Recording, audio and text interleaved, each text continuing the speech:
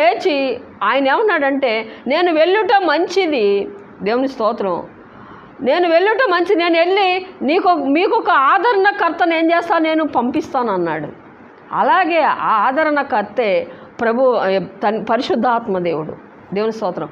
ఆయన భూమి మీదకు వచ్చాడనమాట. ఈ ప్రభువారు పైకి వెళ్ళి ఆ ఆదరణకర్తని భూమి మీదకి తీసుకొచ్చాడు. దేవుని స్తోత్రం.